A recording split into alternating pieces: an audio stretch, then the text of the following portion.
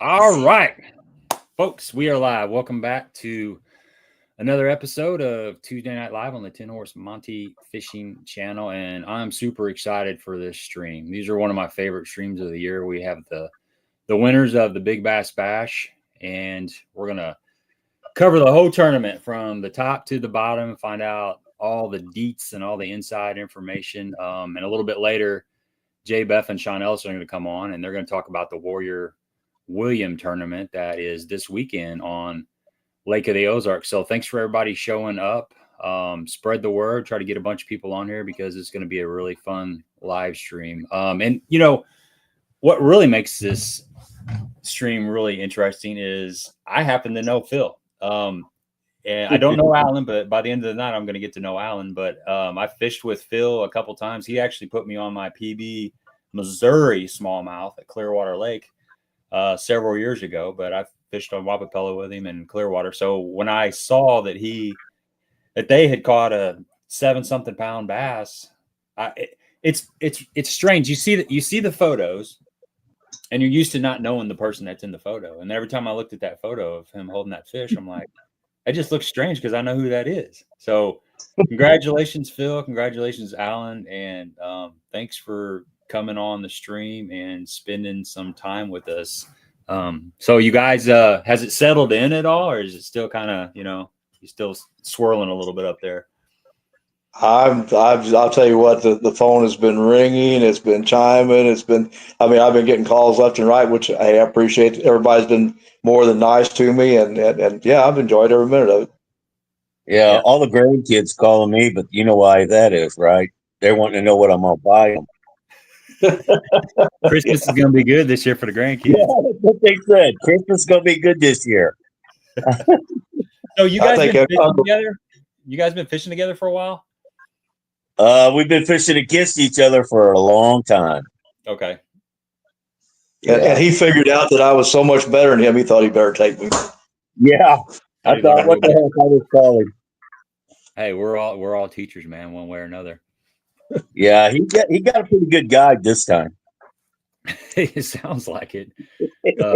What's your experience on Lake of the Ozarks? Have you guys been familiar with it, or is it just something you fish like maybe like once a year during the Big Bash, or what's the background on your experience on Lake of the Ozarks? Go ahead, Alan. Mine's just fishing the Big Bass. I don't really fish up there much. I love the lake, only in the wintertime, but besides that, yeah, it was an experience. It was awesome. Had a great time, man. Yeah. It's a cool tournament. I haven't, I fished it. It's been several years ago. I think I fished it 2 or 3 times, and it's one of those deals where a lot of people, just like yourself, Alan, maybe don't fish a ton of tournaments. Well, I'm not saying you don't, but there's people that don't fish a lot of tournaments, but they always put that on their annual list of things to do, kind of like deer season or opening day at Montauk or Trout Park. It's like they always got it on their calendar that it's an annual event for a lot of people, and it draws so many anglers from all parts of the country. Yes, it does. We got JB in the background. I'm gonna bring him in real quick. What's up, guys? Not much. We're just gonna talk a little fishing. JB. Man, I'm sorry. I was out chasing them little brown critters in the background there. So got to do what you got to do. Yeah. So it was an unsuccessful scouting event tonight. So really, yeah. Well, at least it's cooling off. The wind's blowing at least. How about that? It's still 68 degrees out there. Yeah. So. Well, I posted a question before we went live. What's your PB largemouth to all the folks at home? And Curtis says just under 7 pounds on public water was a 5.6. William's got a 6.9 on a 10-inch worm. Greg's got an 8.13 private lake in Festus. Let's see. I think that's all I see. So let's kind of dive into the tournament, guys. So before you left, did you have a plan? I mean, what was the plan driving down there? I'm sure you guys talked about it because Did you have how many days of practice did you have, and what kind of plan did you have before you got out in the water? We got down there. I've got a friend that's got a house on the Nianga, and we decided, we'd stay down there. We got there on Thursday evening, and I told Alan, I said, I've got a little creek that I went to in April the last time I was here, and I said, there was a few fish. I said nothing great, and so we ran straight to that, and we got in there, and I started throwing a buzz bait right away and caught, I don't know, 3 or 4 small ones, And we did a little other fishing. It was late on Thursday night, so Friday we got up, and not knowing the lake that good, we decided to go right back to that creek again, and went in there and started catching fish, and made a couple moves and figured out what the bait was they wanted, and we just kind of just ran around the lake after that in the same general area. We really didn't go maybe 10 miles at the most. We didn't do a lot of running at the 2 days of the tournament. We stayed put pretty much. We knew the fish were in there. We just didn't know what. We knew there had to be big fish in there. We just wasn't catching them, but we knew if we kept pounding and throwing and tossing, it could happen. Hey, I got a comment from Colby Barnes. He says, "Do I need to show my grandpa how to join the stream?" Colby, you better be nice. Christmas is coming up. Yeah, no better than. So we got it all figured out. So you had confidence in the area, and you don't want to win practice. I've heard we've been doing these streams for at least 3 or 4 years, and there's been a couple stories where guys have caught like an 8-pounder or something in practice, the day before the bash. So that's the last thing you want to do is actually catch and throw back the $100,000 fish the day before the tournament. Didn't that old boy a couple years ago catch him twice or something? Yeah, that was a crazy story. He snagged him in the Derby, right? Yes. He snagged him, he let him go, and did it again. And then the guy ended up filleting him, didn't he? Yeah. No, I don't know if he did that or not. I'd be shocked if he did. No, I'm pretty sure the guy that owned the dock, knocked the sides off of him. Saw him, and then later on that day or something after he left, he caught that fish and cleaned it. It was like wasn't it an 8-pounder, Jonathan? It was like well above what it took to win. Oh, it was a winning fish. It was definitely the winning fish that year, and he ate it. Wow, he had $100,000 fillet of fish. Better eat that thing slow. Cut it in really small bites. I wonder if they had the special sauce on it too. We definitely worried about it while we were fishing. We said, man, we don't want to catch a big one, but you know what? We went down there for 3 days of fishing, and that's what we did. We decided we're just going to fish, have a good time, and let what happened happen, and hey, thank the good Lord, it happened. Yeah. And it happened fast. Yeah. Okay, let's ease into it. You got some practice in, and you had confidence in the area. So you didn't want to beat it up. So the night before the tournament, what's going through your mind? I pretty much get a little bit of sleep and get out there. And like I said, I knew the lure I was going to throw, and I pretty much had that tied on. Alan started out with I think a buzz bait first thing in the morning, and I was pitching that crawl, and I started getting bit right away on it. So it pretty much summed up the whole creek. We knew what we were going to do, and we stuck to it. Yeah. So you were how far of a run did you make in the morning before you got to your starting spot? What, 10 minutes, something like that, 10, 15-minute run, something like it. Wasn't long. And that was not wide open. Did you get there before? Did you get there before, like an hour before starting time, or how? Some guys like an hour before and sit there. No, 10 minutes. Okay. Yeah, 10 minutes. Yeah. 10 minutes was long enough to sit there, believe me. It's like drought, you're waiting for that whistle, like, come on, let's go, and I'm looking at my watch, and it's not synced with his phone, and I'm like, 2 minutes. He goes, no, we got 4. I'm like, God damn it. I don't want 4, I want 2. There was other guys in there while we were practicing, and they were catching fish on buzz baits, but they were all small fish. So these guys were kind of moving pretty fast too, So we knew they didn't hurt them. They wasn't hurting the fish. So We just figured it'd be the best place to stay. It wasn't getting beat up. That's The old saying, never leave fish if you're on fish. Yes. We've all made that cardinal sin, haven't we? Yes. Yeah, many times, too many times. Yeah, and then just to find out that they got one where you were at, or you were sitting on top of them and they just hadn't moved up yet, or whatever it may be. So Yeah. I've done that way too many times.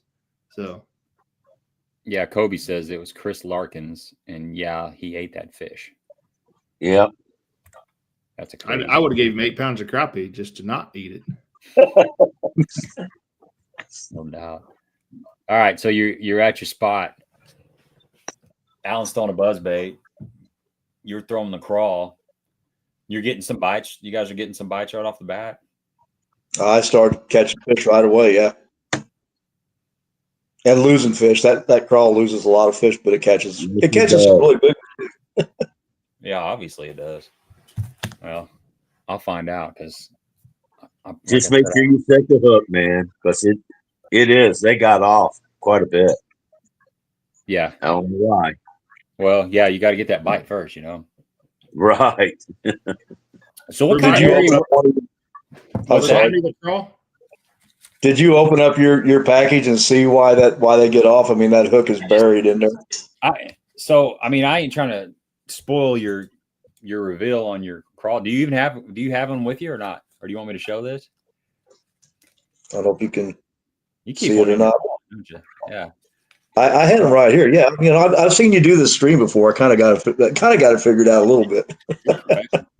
Yeah, no. As soon as I found out, I ordered some from Baitworks. By the way, if you do want to get some of those, they're already out on that. Baitworks has them. You can use the code THM10 and get you 10% off. And we are giving away a $25 Baitworks gift card sometime during the stream. So if you win that, you can get you a couple of these crawls, and obviously they work. So you're catching fish right off the bat. What kind of area were you fishing? As far as, was it deep bank, shallow bank, channel swing? Were docks involved, or was it just straight, rock? What kind of setup was going on there? Go ahead, Phil. Okay, it was so what we was in a creek, and we had a deep side, and then we had a flat side. We were pretty much staying on the flat side. That's where all the docks were at. We fished the steeper side a little bit, just little fish, nothing big. But the shallow side had tons of shad, and I mean there were white bass blowing up in the middle of them. Sure, there was a lot of largemouth in there with them too. And the docks were tight. I mean, they're tight. They're hard to get behind, but we didn't have to get behind them. I mean, the fish were under them, but they'd either bite under the dock or they would bite. I think they were falling out and picking it up as it got past the dock. As they got out away from their comfort zone, I think they grabbed it and wanted to go right back where they were at. Yeah. So who was in the front of the boat? Alan. Me. Okay. So you're taking it nice and easy. Right. Yeah. I'll tell you what. It happened so fast. It was wild. It happened fast. So how long into the morning did it happen? I think 9 o'clock. Yeah. 9 o'clock, he said, get the net. And within seconds, it was in the boat. And we were high-fiving and jumping and going, let's get out of here. So was it? Yeah, I had just mentioned that Alan just a few minutes before that. I said, this crawl is it's getting eaten by everything. I said, there got to be a big fish interest. If all these little fish are interested, there's got to be a big fish interested too. And I mean, it was maybe 20 minutes later that I set the hook on that one.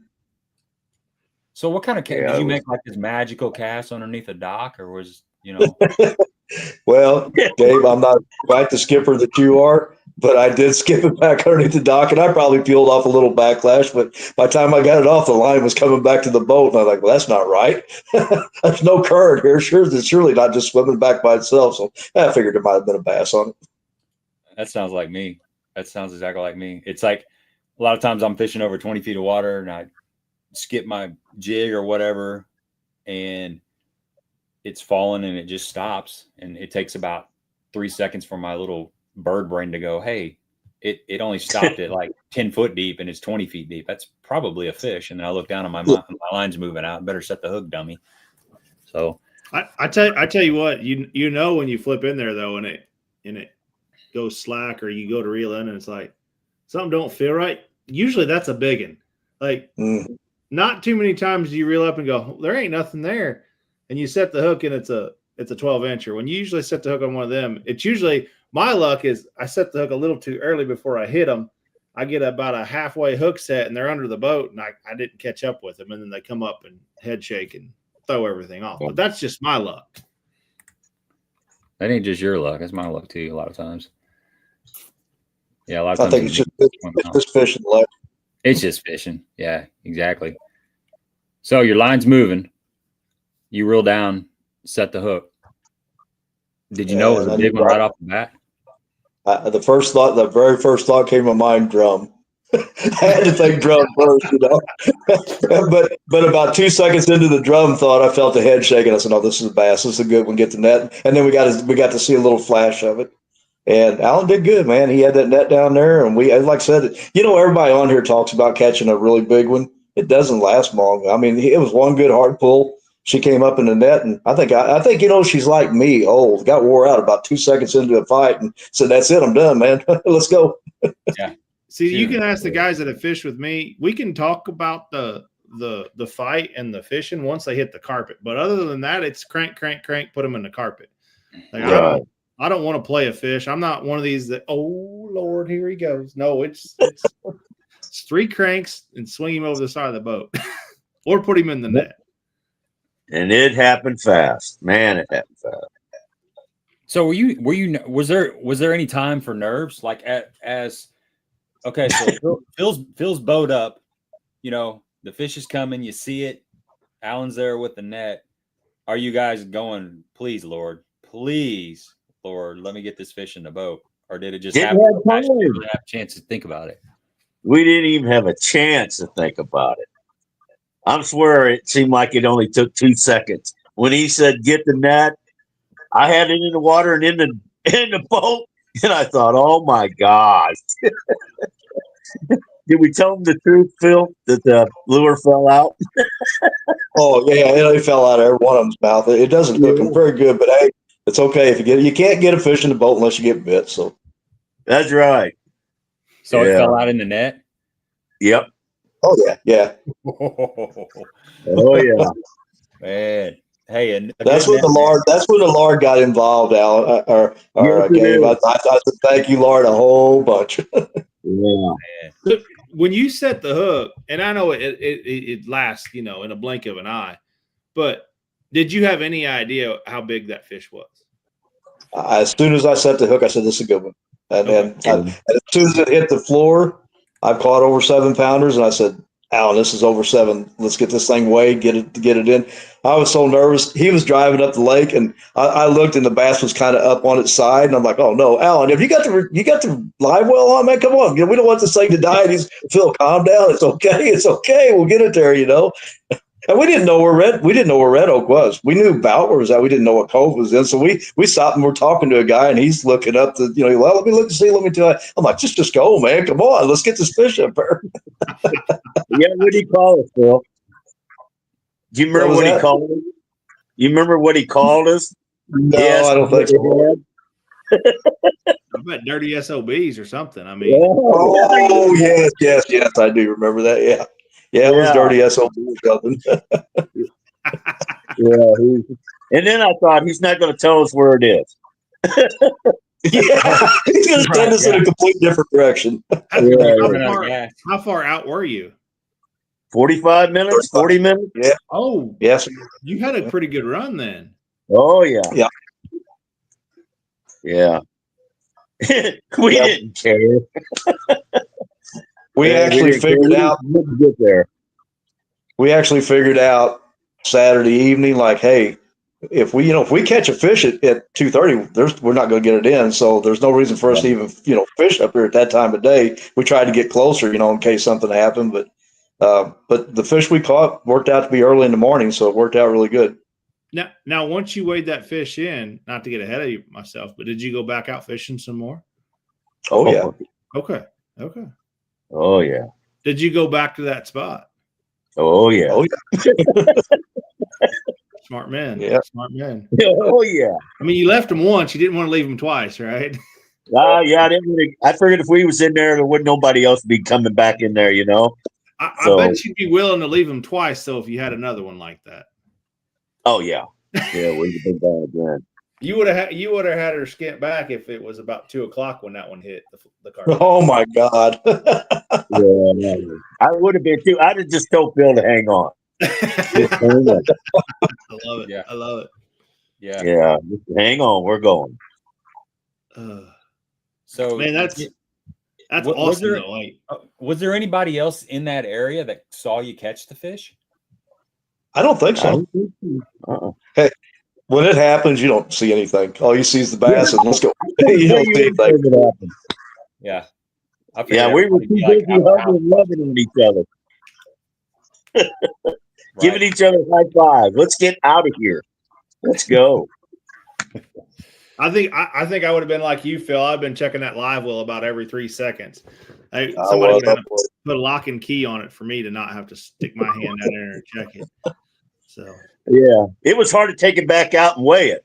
I thought, man, we'll drop this fish. It's going to get away from us. Let's just weigh it real fast, and we did. And it said 7.2. We thought, oh my gosh. Well, we knew it was over 7. We thought it was over 7, and it was. Thank God.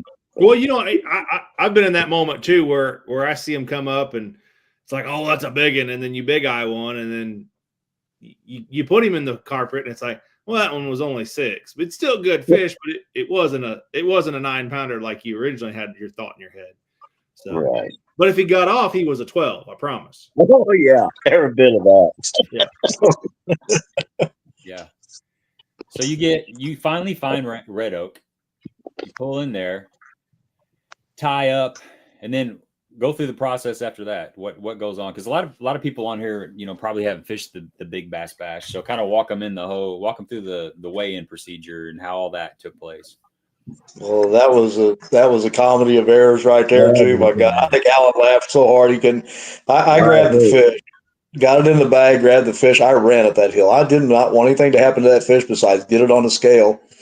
They got it in there. And first thing they says, "Oh my God, we got a toad. This is big, you know." And I'm like, "Yeah, okay, let's put it on the scale." And they put it up there, and I called it. I said, 737, mark it. I said, we're in. And so this, I think I was the only person that they did this to. But so I'm standing there, and they start telling me to take my clothes off. Like, you know, hey, take that shirt off, put this shirt on. And then they said, "What size you wearing?" I'm like, "It's large." And they said, well, all we got is XXX, and they're giving me a hoodie, you know, and they're putting it over my head, and I'm holding the fish, and they're like, well, you need a big bass bash cap. Well, that's okay, but I'm holding the fish, and this girl puts it on, it goes over my ears. You know, I look like some doofus, you know, like he's over there laughing his butt off at me. And then, see, not to make this a dirty live stream, but the girl asked me, she goes, come on, get your clothes. I said, look, how many clothes you want me to take off? I'm not taking them all. She goes, well, are your pants dirty? I said, lady, I crapped myself an hour and a half ago. Yes, they're dirty. Yeah. You don't want to use your $100,000 check to bail your buddy out of jail. You know, that's for getting naked on the stage.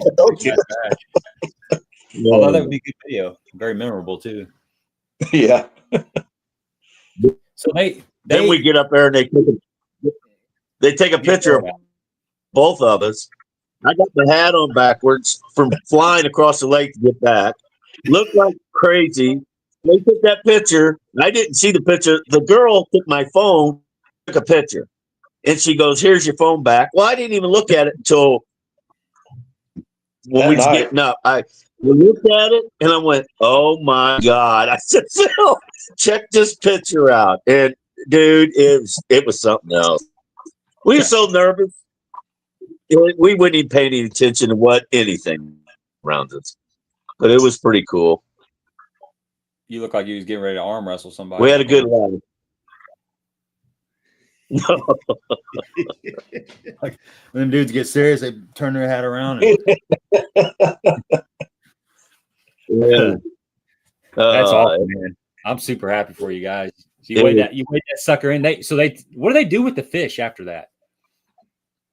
Turn it back. They put it in there. They I think so. They had a release boat right there. Yes. Okay. Huh. That'd be good to know where they drop. I hated it. It went through the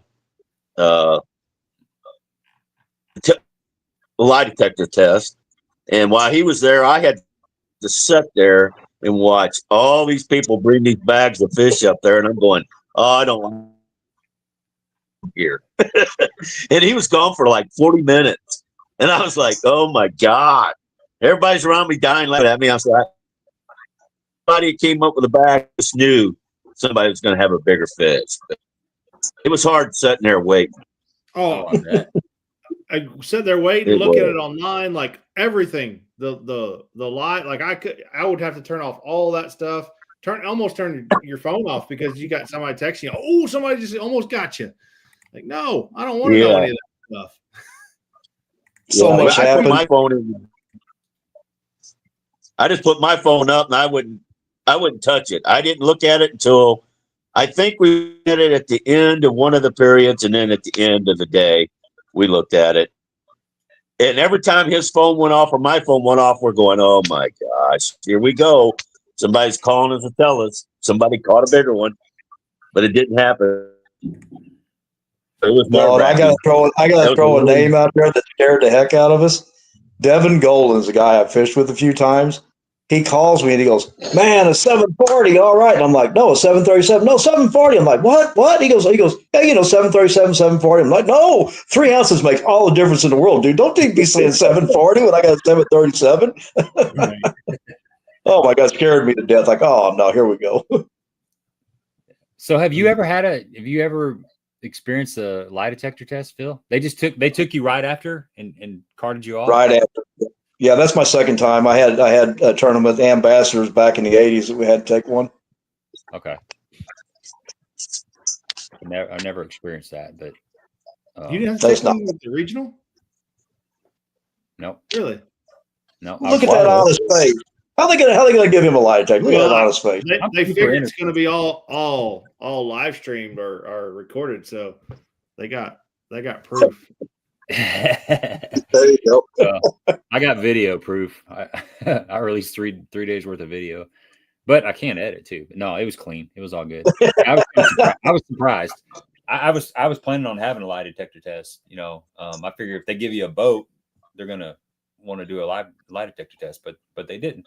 So, good on them. I don't know, man. I'd be nervous just because. I don't know, just being hooked up to that, you're like, did I do everything right? Did, something happen? I mean, I don't know. I just would have been nervous. I'm sure it would have been fine, but still.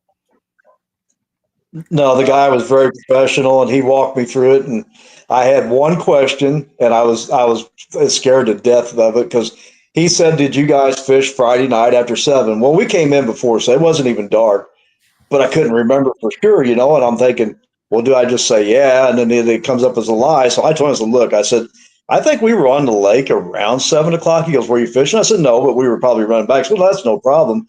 But I thought, man, do I bring this up? And he said, "Oh, well, you just lost your $100,000. So it was like a little sweating it right there. But I passed with flying colors, but no problem.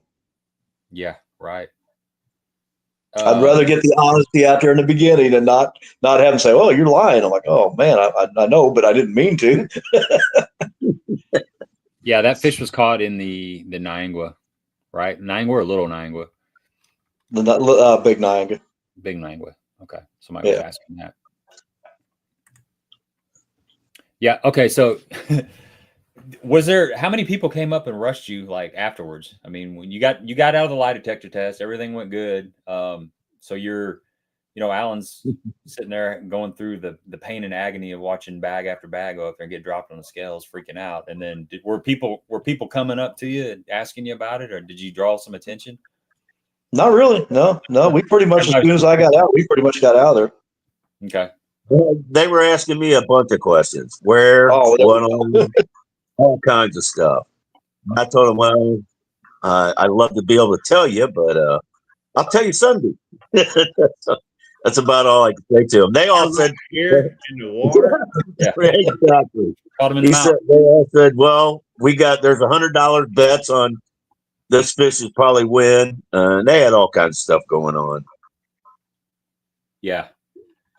So you guys went back out, huh? Were you able to concentrate? Yeah, I did. I was pretty calm about it. That's probably better to do that than to sit around the house. You know, I mean, I know Oh, some yeah. people are like just kind of hang it up, but that's really going to mess with your head if you're just sitting there thinking about it the whole day. Yeah, we went back out there and we caught fish, but nothing, big. I think we threw back close to a 3-pounder one time because there's no way we could have ran back and waded in. And it probably would have won maybe at the end of it or something, but that was Saturday though, after we had caught the big one. But we knew the fish was still there. I mean, I think Phil lost a couple more. So we knew the fish was still in there. And there would probably be more moving up. So Sunday, you go back out in the morning. Did you go back to the same area? Yes. Yep. And we put a 420 and a 460 in the boat. Yep. So were those check fish as well? Oh, yeah. Yeah, Yep. 400 apiece. Nice. Yeah, real nice. You guys had a hell of a weekend. We were That's when we decided to head back over there, wade the fish in, and just stay there. We didn't want to, but, there's no way we could have drove all the way back, fished, and then turn around and had to fly back if we'd have caught one. So we figured we'd just stay up there. And I'm glad we were where we were at because up there sucked. No kidding. It did. Didn't it, Phil? Oh, it sucked. It was not good at all up there. It wasn't. I mean, as clear as the water was, I figured them fish were probably right in the middle of them boat docks under there. The wind started blowing, which I was kind of tickled about because I figured, well, it's going to make it tougher. Tougher these guys to get around to throw, flip. So, I mean, but it's tough. I think I only hooked one fish on a point, and I don't know, maybe 2.5, 3 pound, but it got off on that stupid. I'm telling you what, that's a heck of a bait, but man, a lot of fish get off on it. I don't know why. They just do. Yeah, we'll talk about that bait here in just a second. But just a couple more questions about Sunday.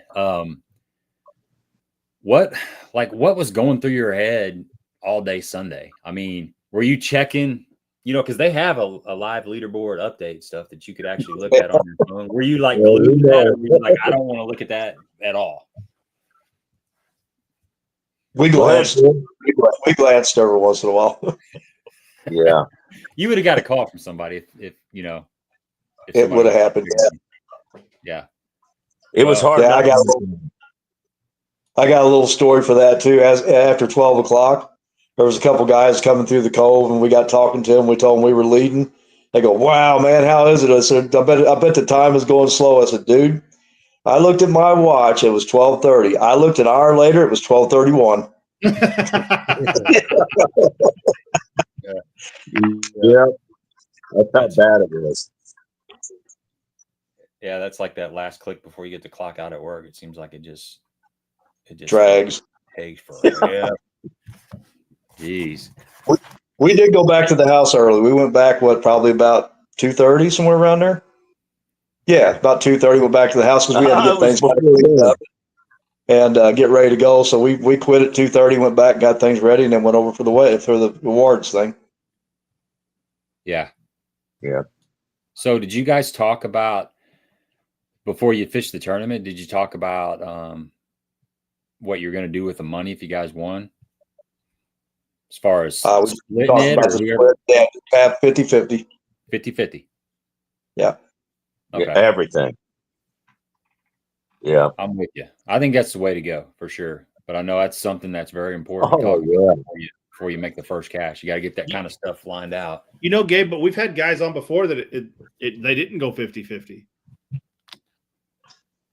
Yeah, that's true. You know, I just personally, that's what I would do personally. I mean, what would you do?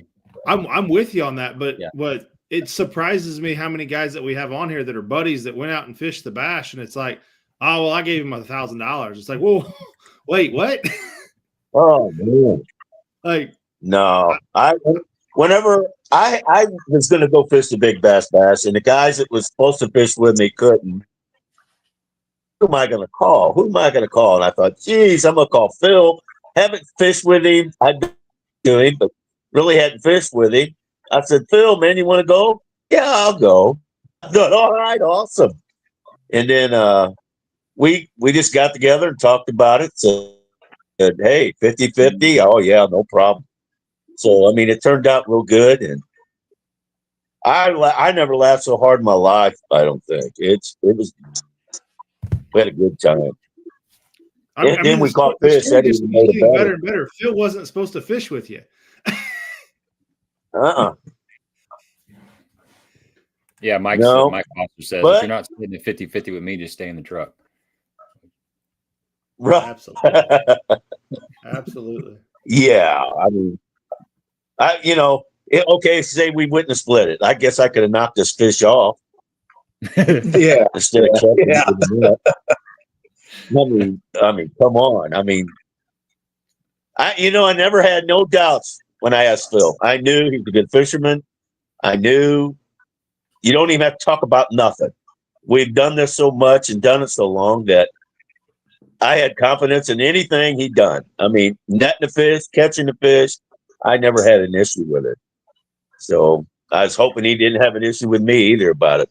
So I knew if we could catch it. That was something we discussed. I asked him, I said, how do you net a fish? How do you, I want you to know how I'm going to do it, and I want to know how you're going to do it, so we don't have, some people want to jab at them and everything. And let's get this out in the open and try, in case we get that big fish, we want to know what's going on. Right. Yeah. Yeah, we had it worked out.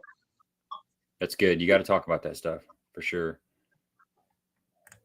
So let's talk a little bit about the bait.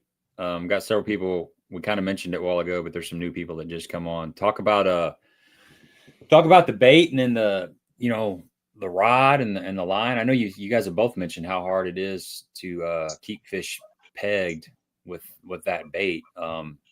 So why is that? And then how important is it to have, the right setup for when you're throwing that bait? Yeah, I was throwing it on the Falcon rod that you've got, the one you used when we were smallmouth fishing. Right. Yeah. Okay. That's the rod I was using it on.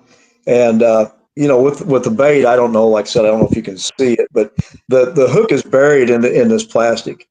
And so another thing that I learned from you, Gabe, is I opened that hook up a little bit, and then I trimmed the plastic off around just enough to where it would still cover it, but I can maybe keep a lot of that out there. But when you set that hook, there's a lot there to get in the way. There's just a lot there to get in the way. And I mean, you set the hook as hard as you want, and you still, some of them, I had to push it out of them. They had it so good. I'll say one thing, they eat it. I mean, it's down in their mouth but that doesn't hold them every time. But hey, if they're going to bite it like that, I'm going to keep throwing it. I'll lose a few fish and, to try to catch a few. Gotcha. Yeah, you're exactly right. So I still got, interesting story. Alan just dropped out. He probably got a call. Sometimes when you get a call, it puts you, it kicks you out of the stream. But Alan, if you can hear me, you could click out and then click back in, and you should be good, and put your phone on silent and you'll be fine. But Phil called me like, I don't know. He called me, and then I was driving home from that regional up there in Iowa, and then I called him back and he didn't answer. And then you called me back, and we got to talking a little bit, and you told me the story, and you actually said, hey, I got to go because I'm still fishing. So after he caught that big fish, and he was still going hard at it. But he told me what he caught him on, and I didn't have any. And I still got this in the package. So I immediately got on Baitworks. And this is the Mega Bass Sleeper. I hope you're okay with me showing the package and everything. Sure. Yeah. Everybody knows now. Yeah. No secret. So that's what that $100,000 fish was caught on. And they can be tricky to find, but I do know Baitworks still has some as of 2 days ago. I ordered about 5 or 6 of them because I've seen these before. They have the dark sleeper as well, which is kind of a little goby type bait, and this thing's set up where the jig head is inside of it. Let me pull it out of the package. Actually, we'll talk about it here a little bit.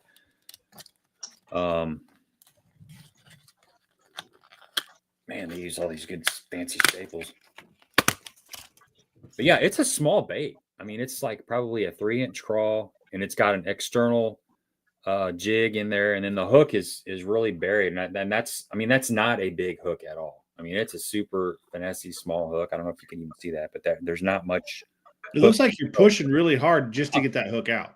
Yeah, I mean, I think that's probably a downfall of this. Yeah, it's going to be super weedless. You're not going to get hung up, but part of the reason is because the hook is so small in this thing that there's just not much to grab on. But as I'm pushing right here, there's just minimal gap exposed. Yeah. So yeah, I think like you were talking about, it is maybe putting a slit in the top of this, definitely cutting this little fin off. It's got a little fin off on there, cutting that fin off, and then maybe even putting a little slit in there and modifying, doing whatever you can do. But were you throwing like 15 or 20 pound tests on that?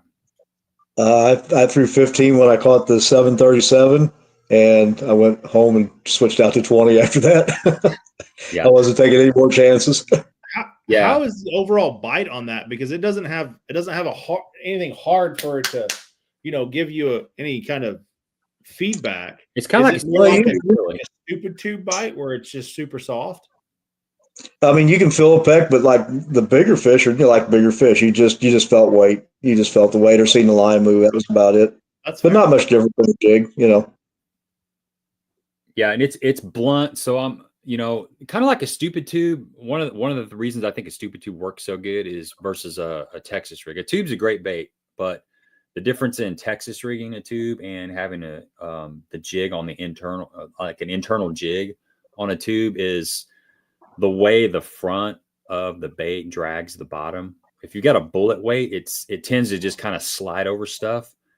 But with a stupid tube and the weight being inside, the same way the sleeper crawl is, when it hits rock, it has a tendency to like kind of catch, and you got to actually kind of pull it over. So that crawl or that tube goes up, and it's kind of got that defensive position. And I think there's something about that triggers additional bites. I mean, I've caught plenty of fish on this Texas rig too, but I do think there is something about when that drags over and you're kind of pulling it, and it tips up before it like slides over. So that to me is I wouldn't call it a secondary action, but it's an action that will definitely generate more bites. But yeah, it's just a small crawl. They've did experiments on tank fish, bass that are in tanks, as far as the preferred size of crawfish. You think you need a really big crawfish to catch a big bass, but there's several studies out there, and it seems like if I remember right, the bass, regardless of the size of the bass, they prefer like that 2.5 to 3 inch crawl, a little bit smaller crawl. It's probably it may impose less danger to them. A big crawl's got a really big pinchers on them, and there's a lot more danger involved in a crawl with a big pincher. So there's nothing wrong with throwing like a really small crawl. Yeah. Alan's AWOL. I don't know what happened. Haven't got him back. Yeah, I don't know what happened. Yeah. If you're listening, click back on that link and jump back in here. So, we're going to bring Jay and Sean in here in just a second, and we're going to continue to talk about Lake of the Ozarks and the Warrior William tournament. They're kind of lingering in the background. So Phil, what do you got plans for the money? What are you going to do? It's going in my money market and going to sit there for a little bit. No hurry. Pay Uncle Sam and get that out of the way, and maybe a couple little things. Maybe another graph for the front of the boat, some steps for the trailer. But other than that, no, not much. Yeah, that's good. Sound like a seasoned veteran, man. And invest it instead of going out and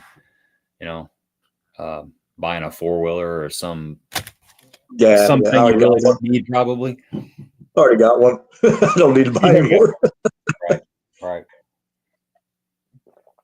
Well, good deal. So, everybody and their brother probably called you, right?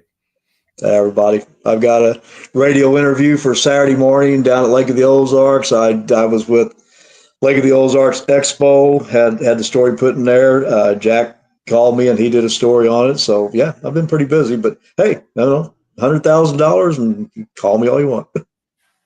I'm right here. Another 100,000 and keep calling. Dalton says, can you boil it to soften it up, help the plastic to collapse? Have you ever tried that? Boiled it? Never have. Never have. No, I like to eat too much. I boil it, I'm going to eat it. Right. Yeah, I just think it's that. I don't know if you could put a bigger hook in that or not. I don't know. I'm going to play around with it, though. I think it's a pretty cool little bait. I got a lot of confidence on it just from you. That's a fish catcher. I'm telling you. A buddy of mine told me about this a couple of years ago. He said, man, I got a friend that he's winning tournament after tournament on this thing. And I'm like, I've heard that story before. And then we went up to Lake St. Louis and he turned me on to one of his that was all beat up and chewed up. And man, I started whacking them. I'm kind of making a believer of me. And I bought these and I kept them only for tournaments. I haven't really used them anywhere else. I'm going to give them to the smallmouth down at Clearwater, though. Oh, yeah. I think it's going to work really good for them. They're going to love that. By the way, Ricky Orrick says the smallmouth are on their way. He's starting to see more schools of them getting closer to the lake. Okay. Well, you weren't supposed to say that. Yeah. We kind of I'll go during the week when people aren't down there catching them. It'll be all right. Exactly. That retired life that gets you, right? Like it's an amazing thing. See, you can fish the Tuesday through Thursday pattern. The rest of us got to fish the Friday, Saturday, Sunday pattern. Yeah, and I'm sorry about that. I did that for many years. It's tough. We're gonna bring Jay and Sean in now. So, boom, and boom. We'll see how this works. Look at all these beautiful faces. Got the 5 block going. I can't get Alan on there. I see him. I mean, he's trying to get in here, but it says his device is not connected. So he lives in the woods. He lives in the woods. I just think he's having problems getting his camera to work on his phone or whatever. But we'll keep him in the background. If he jumps on here, he can definitely slide in here. What's going on, Sean? Jay, how's it going, buddies? Good. Thanks for having us. Yeah. Thanks for taking time out of the evening. What You asked us to do this last week, and I started growing a beard to try to catch up with Jay, but I guess that takes like 9 months to get to that point. Yeah, he's I'm at like 3 or 4 months as well, so it just takes a long time. Yes. He's got that lumberjack thing going. I heard I was coming on. I was trying to catch up with Gabe and JB. Yeah. Hey, what's the secret sauce? Is it Strike Force? Does that help grow? The bass formula. Okay. Yeah, definitely the bass formula. Now, does that just attract fish, or does that attract other things too? No, I can hide lures in there and all kinds of stuff. So it's. No, I mean, does that smell that you use that Strike Force, is that repel people, or does that get them closer? Yeah, I think it does. That's my favorite part about the Warrior William takeoff is I go up to Jay and look through his beard for leftover breakfast. I do have Phil for the 20th time. Congratulations. Anglers in Action did an awesome job. I love seeing you on that video. It's really, really cool to see somebody that you actually know won it. And, a cool story I'll share with you real quick. I fished with a buddy, John Lewis, who we haven't fished together in probably 25 years. And, with kids and stuff, just not really going different directions, but we fish against each other a lot. And we actually partnered up and fished the Big Bass Bash this year. And we had an awesome time. But why the same cove that I caught, the one that I got a check on, a 527, we ran into the second place guy. And it was like 1:30 on Saturday afternoon. And he goes, man, that's a nice one. I hope you don't knock me out. And we're like, oh, cool. Where are you sitting at? Well, I was leading, but that guy just knocked me out. And there's no way that anybody's going to beat him. And I said, yeah, that's a big one. So, right before that, I had called you to make sure it was you that was leading, make sure there wasn't another Phil Meyer around. So, that was awesome that you answered. So thanks. But Scott was the guy's name, and he was in second place, and he put it on the lift at like 1:30, 1 o'clock, in between 1 and 1:30. And he was like, I can't even make a cast. I'm shaking still like a leaf, you know? So it was awesome that actually held up, and he won. His wife was on her way down, and, you know, just cool to know two people like that, you know, be able to talk to him and know you, and, you know, just winning that after, you know, everything that you've done, you know, just fishing as hard as you have in your lifehood. Just absolutely awesome to see you win that. No, well, thank Jay, you. you had a good one too, right? You had a good one too, right, Jay? Yeah, but it was only a 5th place in the hourly. But yeah, I got a good check. I was happy. Yeah, I'm only like $1,000 in the hole after the weekend, you know, after how everything is. Well, after watching the stream, there's going to be people that are a lot deeper in the hole than that. Right. Yeah. For sure. We're going to sell a few crawdads tonight. I got a feeling. Mm-hmm. Somebody got to get a hold of Mega Bass. They're going to take care of me. Exactly, man. Yeah, it's funny because last week we had the Big Bass Bash kind of preview with Jim Dill and Jack Uxa, and we all gave our predicted winning weights, and I had 6.77 pounds, and Jack had 6.7, and then Jim was the closest. He had 7.02, but nothing close to what you caught, Phil. So when I saw you had like a, you know, 7 1/4 basically, or creeping up on 7 1/2, I was like, yeah, that's going to be like, I mean, in the spring possibly, but in the fall, that's a jank in the fall. That's a jank anytime, but especially in the fall. So I had a sneaky suspicion that you were going to be just fine. I felt like I was, but I never was that confident. I mean, like I said, every time the phone rang or something dinged, I'm like, oh, no. Just be quiet. Don't tell me. I want to know. That's amazing to think about, you know, 4,000 other people trying to catch you. You just never know. I mean, what the week before that, the Toyota series, there wasn't a single 6-pounder caught. And then you go out and catch a 7. It's just unbelievable, but that's too many people to feel comfortable. I'll tell you what, when it's your day, it's your day. We had an issue that, thank God, and I mean, nothing happened, but I was backing Alan into the water Friday morning, and his boat slid off the trailer. But it was in the water. I could hear it crunching. I'm like, oh, my God, no.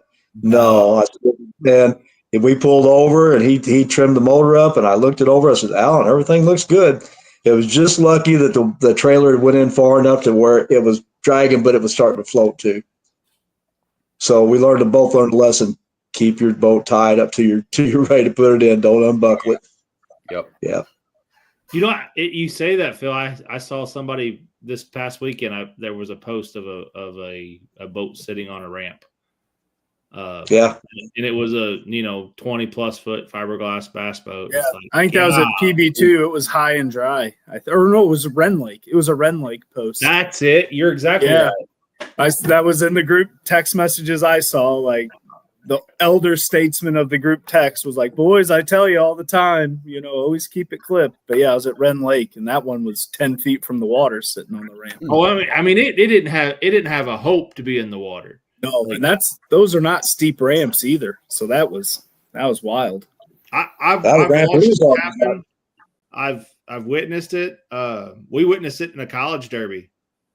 This has been eons and eons ago, but this was the infant stages of college fishing, and this was one of the tournament staff, and it was a big Lund boat, and the kids didn't unhook it obviously because it's on rollers.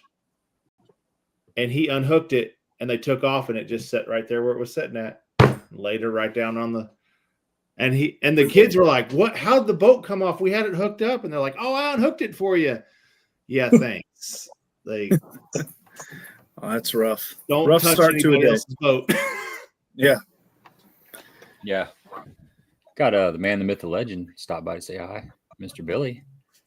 Hey, Billy. Billy. Yeah, we'll be seeing him this weekend. Looking forward to that. I have a guest that wants to say hi to Billy. Hey, look, she's even got the right sweatshirt on and everything. Show it off. Get in here a little closer. There you go. Oh, excellent. Nice. Yeah, styling. Thanks to Sport World, we got Vexus gear for the whole family. It's awesome. Sweet. A great So boat. is that man. the one that caught the big bass for the local 148 tournament? No, that was the middle child. This one had volleyball games, so the middle one went with me on that one. So I as a proud parent, I don't know if it's possible, Gabe, but if I could share my screen, I have a little slideshow. So I haven't been fishing much. I'm in very much dad mode, taking care of my girls, work and all of that. But I did sneak away for a tournament, the IUOE Ronald McDonald House tournament a couple weeks ago, and I brought my 6-year-old daughter with me, which was amazing because she insisted that, a whole box of Twinkies later, she lasted the entire day. She fished we boated from my condo to PB2, took off, weighed in, drove the truck back to the awards ceremony, and she lasted the entire day. It was man, what a proud parent moment. So I'm going to share this. Share it up. Share screen. I don't know. Can you guys see that? Not yet. Oh, I'm deficient on this platform with sharing my screen. Yeah, I've never. I think somebody has shared stuff from their side. Sean, did you hit present at the bottom there? I did. Okay, Gabe, did you give him permission? You may have to give him permission, Gabe.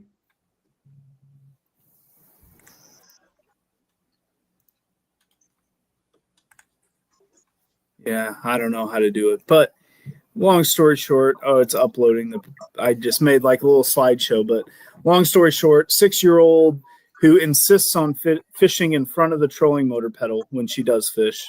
She fishes with a full-on 7-foot spinning rod and reel, and it's hilarious because it's like a full body cast when she skips behind a dock, like one hand on the rod, skips it. And she made one cast just perfect on a float under a cable behind a dock. And she looked at me like, wow, I really did it. And then I looked down and her line's just moving. And I grabbed her rod, set the hook for her, and she reeled it up to the boat. And she had right at a 4-pounder as a 6-year-old. And we had, well, is that it? Can you guys see it? Yeah. Yeah. Everybody at home see that? They should be able to. Yeah. So that was, that's my daughter, Darby, and the fish she caught. She didn't want to hold it. I am breaking the rules because I let her slip out of a life jacket and put the belt on because she says she can't skip when she's wearing a life jacket, but we were safe. So, yeah, we had a really good day. There was only like 16 limits caught out of 125 boats, and we were one of them. Finished in about 10th place, I think, overall. And then we finished, won the guy-girl division. There was 26 guy-girl teams, and won it with my 6-year-old daughter, which was just phenomenal, just awesome. And when you wake up at 5 a.m. to boat over to PB2, 2 miles away for takeoff, that's how the day ends right there. So we're off. Yeah, falling asleep waiting for prizes. So has she stopped talking about it yet? No, she hasn't. I love it very much so. Yeah, so hopefully I won a couple $100. She really wanted to buy a 4-wheeler with her winnings, but we didn't quite get there. So we're trying to teach savings, but what an awesome experience to take a 6-year-old. Whoa, Sean, fishing, savings. No, those two don't go together. But she kept all the winnings, and I told her, I was like, you can have the cash, the trophies live forever, and that's the most precious one I've ever gotten with my daughter. So it was pretty good. That's phenomenal, man. Getting a lot of love here. Love Twinkie it. Power. I like that comment by. Yeah. I took her to the grocery store the night before. I was like, any snacks? She's like, I need 12 primes and a case of Twinkies, and I can fish all day. I was like, like deal. I was like, let's go. Hold on. She already sounds like she's got it down. Bud. Yeah, she knows the program. So, but the fact that she caught the biggest one we weighed in all day was even just more like brought a tear to my eye, and just seeing how excited she was when I got that fish in the net. I've fished with Billy, Brad, Charlie, Paul. I've knocked their fish off many a times netting my buddy's fish, but the fact that I could get my daughters home safely was awesome. You would have went swimming for that one. Oh, absolutely, I would have. But it was just the perfect cast. We connected eyes, and she's like, "I did it," and it was like, "Yeah," and you got one. So it's one of my sweet spots too. So she just was one cast ahead of me, but I'll take it. Hey, I just got some good news via the guy in the lower corner. We're gonna do a Strike Force giveaway too. So here in a minute, we're gonna give away a 3-pack of Strike Force, and if you guys don't know what that is. It is that right there. It's some good go-go juice. I've been using this for I got some from Jay probably like 3 or 4 months ago, and it's some good stuff, man. It's nice and stinky. It makes your baits nice and slick, so they slide through the grass and through the docks and the dock cables and the boat slips and all that stuff. It's good stuff. So we're gonna give away 3-pack of that, courtesy of Jay. We really appreciate that. You got to stay on the stream though. Yeah. So talk a little bit about Warrior William. How are things shaping up, man? I think you guys got a full field, right? Or pretty close. It's been awesome. It's an event that I look forward to. We built a very good reputation as one of the best charity tournaments out there. And, for the cause of Rett syndrome in the honor of William, we've done so much for this event, and it's just absolutely awesome. We are unfortunately full for this year. We did cap it at 100 boats again. If we had a bigger facility, we could probably move that number up a little bit, but it's just for all of us, it just Billy's stressed out right now. It's basically becomes a full-time job putting all this together. And with what I have on my plate, I feel kind of guilty because I haven't done much this year. I actually haven't even been able to make hardly any of the meetings, but in the background, we all do our fair share, and it's a lot of work. But this year we got some really cool stuff. The silent auction and raffles. We actually have an awesome raffle. It's actually a 300 blackout in a bass pattern. I mean, it is unbelievable looking gun. So we're raffling that off, $10 a ticket. And then also we have a 9mm and another raffle that we're raffling off. You can buy six tickets for $50. So that's just raising money for the foundation. We have a lot of guest speakers coming this year.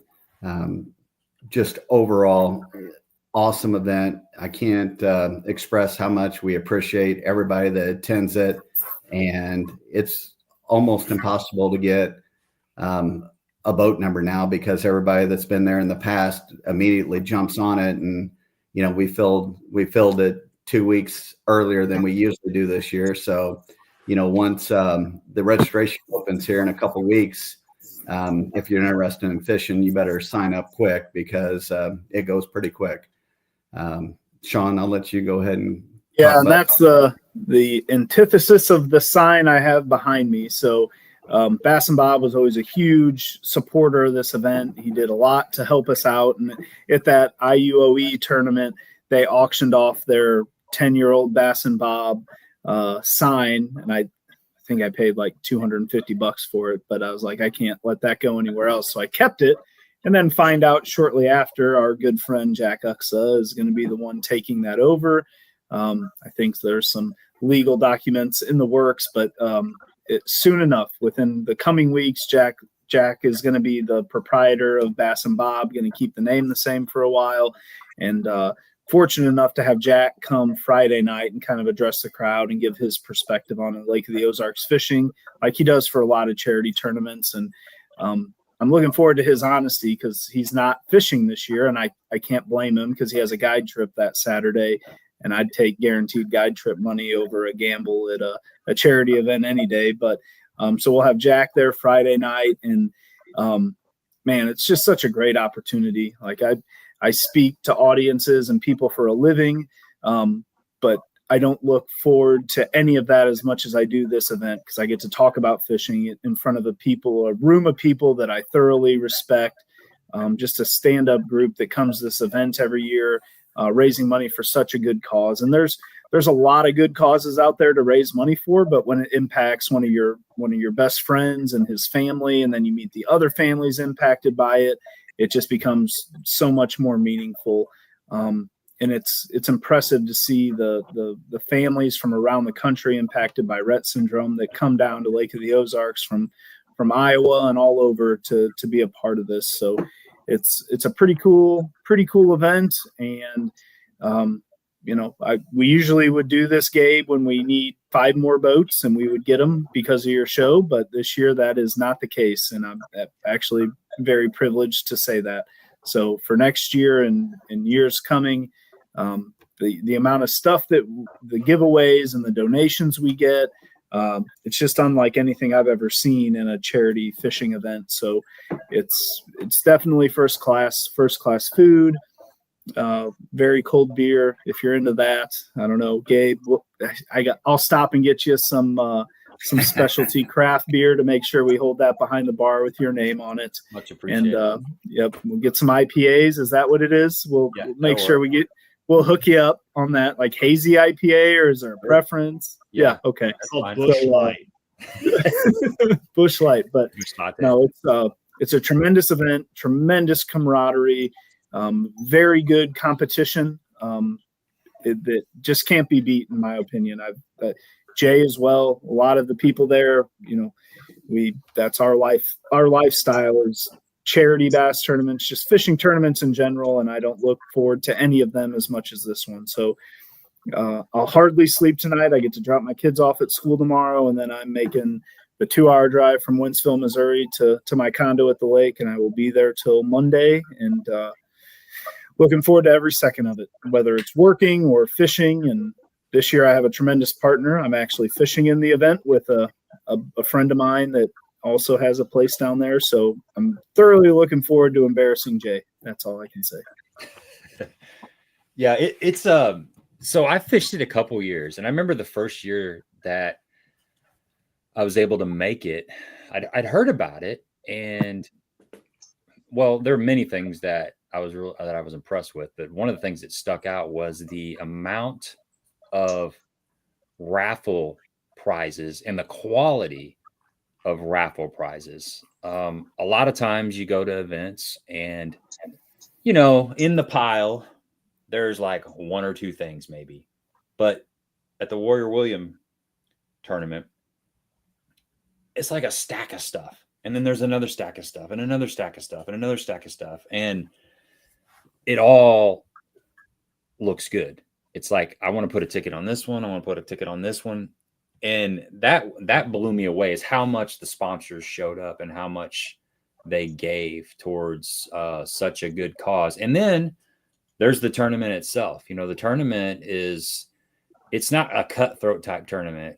Everybody is there to benefit a great cause, and the camaraderie is such that it will keep you coming back. And I think I would go out on a limb and say you got at least 50% of the field that's been return, entries. I'm just going out there, but it has to be based on the experience. No, I'm a big statistics guy, and so we evaluate that every year, and it's closer to 70%, and that makes sense.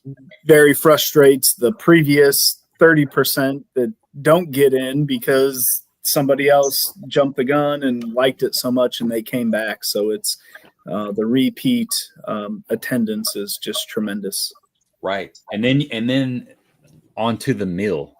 You guys show out. The meals were like, the first time I was there, actually the second time I was there too, I got sick. I couldn't quit eating. I mean, it's like, this is not like bologna sandwiches and potato chips. It's like legitimate stuff you would go out and pay good money for. And it was like cooked to perfection. You got dessert. It's like, it was good, man. It's not only that night, the pre-tournament meeting, you serve food after the tournament. So when you've been fishing all day and you come off the water, and the best hamburger that you've ever had is after a full day of fishing, well, this is going to be the best meal you've had, because it's really good stuff, man. So I just commend you guys for I know I can't imagine how much work and effort it takes to put this on, but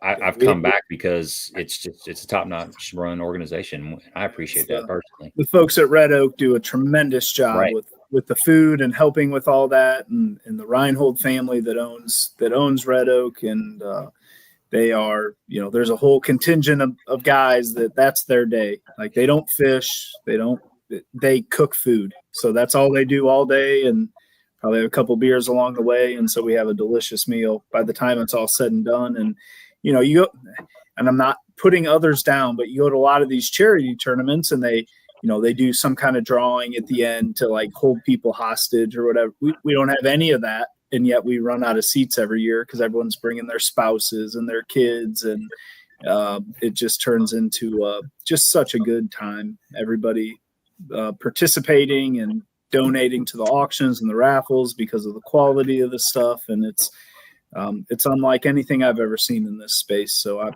always very privileged to kind of be the face of it on the day-to-day with the announcing at the events and everything. It's something I very much look forward to. And again, I don't think I'll sleep tonight because I go to the lake often, but never for anything as exciting as this.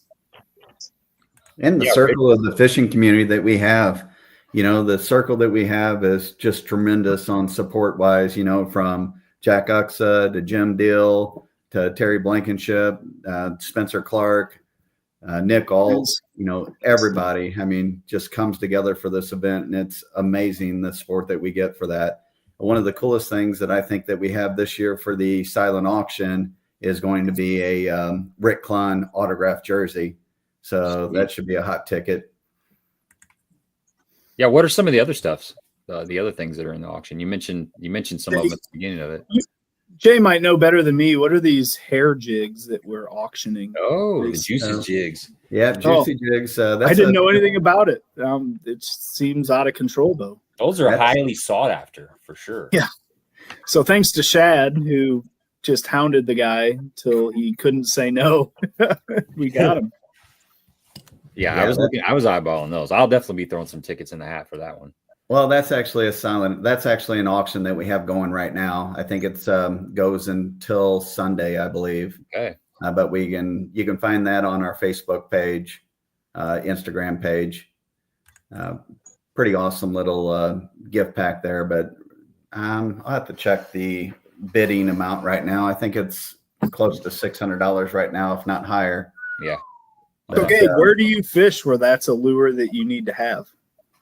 Well, it sounds like pretty much anywhere you're shaking a minnow, you can throw the little hair jigs. It's the same type of concept.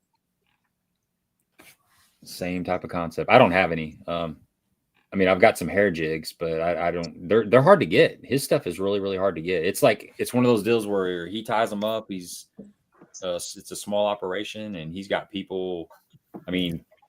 I don't know if he does like the drops where he announces them and drops them and sells them, but he's got people in line. He's got professionals, BAS guys, Major League Fishing guys. They're all like fishing his stuff. It's legit. Like Rich said, and the jigs are legit. Let me chime in for 1 second. I heard the Dirty 30 today on a hair jig. Just saying. I'm not gonna say who said that, but they had a Dirty 30 on a hair jig. I got an idea. The Ozarks? Gunnersville? Oh no. I think we all got a really good idea about a Dirty 30. Yeah. All right. I got you now. Yeah. I got you now. I'm going to make an executive decision and end that auction by Friday at 8 p.m. and see what Exactly. Talk about being in the hole, though, financially. It's terrible idea. Hey, let's give away some Strike Force here. Let me pull this up here.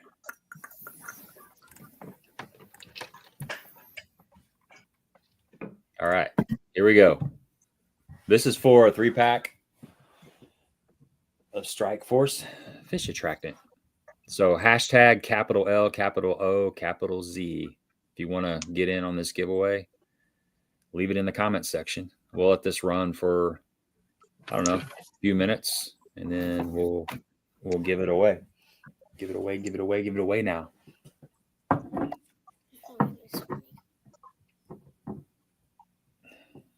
So what do you think it's going to take to win? I mean, it seems like Jay's going to win. He's been catching the crap out of him. I think we're going to see some higher weights at this one. I think the fishing's turning around quite a bit. I think we'll have 18 to 19 pounds to win. Yeah. That's good because I'm going to have 19 and a half. So that sounds about right. Sounds great. Let the talks begin. I love it. So that's probably my favorite part about all this is the tournament committee. You know, we're clearly not in the running for the overall event, but Billy went out maybe 3 years ago and he bought some giant flashy gold chains. And so whoever from the tournament committee wins the best out of our 5 boats gets the gold chains. And I can stay there at my house right now, and I'm probably not even going to bring it because they're going to stay there. So you better make sure you pack you look like you're in a hotel. You need to go home before you head to the lake and make sure you bring those back with you so that Charlie and I can take them home. And I'll wear it every day for the entire year, regardless of my social situation. What's that? Is that your take-home trophy there? I'm gonna put my boots on. It's getting real deep down here. But that's my favorite part is just trying to beat up on the guys in the tournament committee. That's where my goal is at. I witnessed Sean's trash talking prowess on the dock at Lake of the Ozarks when you were having a discussion with Mr. Spencer Clark that one day. Yeah. He's still my favorite. I mean, the guy, he goes down to the Ozarks for a super tournament and he'll call me on his way home. He's like, "Oh, I forgot to call you." I'm like, "What are you doing? Like, you call me after you fail, Spencer? Like, you should have called 48 hours ago." So no, he's a great guy. He donated a guide trip to our event, so that'll be auctioned off to go to Breaking Bass Guide Service at Table Rock. You can be the proud owner of that, and I've done it before, and he knows what he's doing. So yeah, we have a lot of good stuff like that from Nick Alt and Spencer Clark and a few others. So it's glad Spencer's participating in this event as well, even though we like to give each other a hard time. He's a tremendous guy, very helpful. Hey, did Harlan get in on it this year? No. So we do have an auction for him, and it's going to be also a 2-night stay. Him and his wife are running the resort over by the Glaze. I actually forgot the name of it. It's I can't think of the name of it right now. Is it a new resort or? Yeah, it's like Sunshine Resort or. Yeah, it's like close to Backwater Jacks, I think. Yeah. Okay. Yeah, it is. What is Jack? Yeah, I'm sorry, I forgot the name of it, but man, there's a lot going on at Lake of the Ozarks. It just keeps growing. That project that they got coming into the Glaze on the right before you go underneath the bridge, with all the huge giant concrete blocks and stuff. How they're building is going to be like an amusement park or something. You know what I'm talking about? Yep. Yeah, that's insane the amount of work they're doing there. It just blows me away. It's Sunset Beach Resort at Lake of the Ozark. Sunset Beach Resort at Lake of the Ozark. Okay. Him and his wife are running that. I think his wife's actually running it.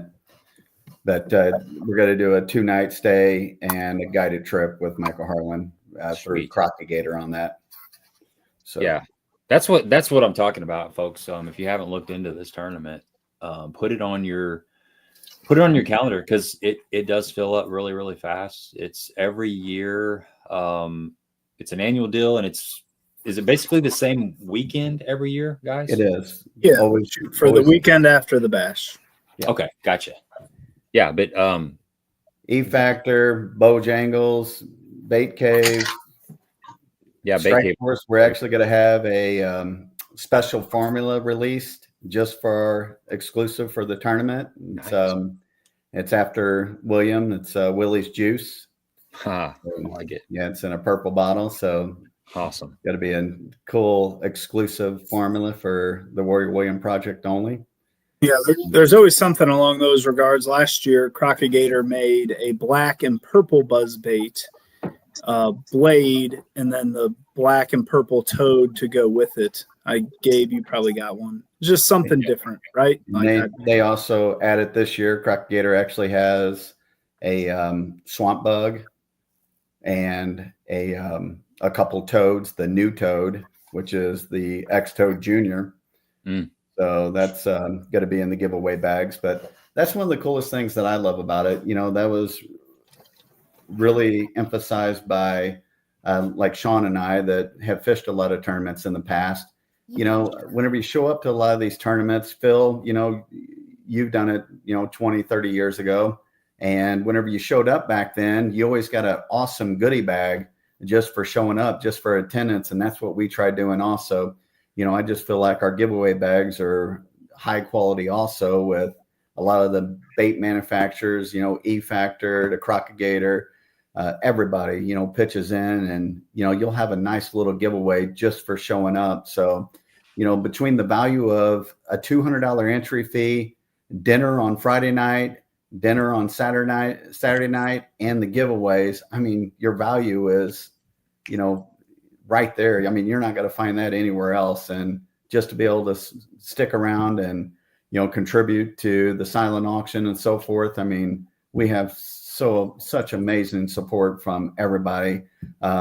Midway USA is another one. You know, they have supported us the last several years, and, you know, just a huge part of the tournament. So the support is awesome.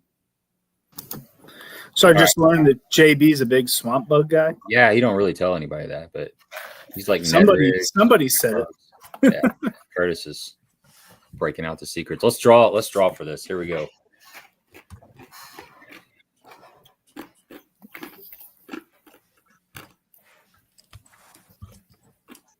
Tom Meeks. Cool. Congratulations, Tom. Hey, Tom, just tell me. So I offer 7 formulas.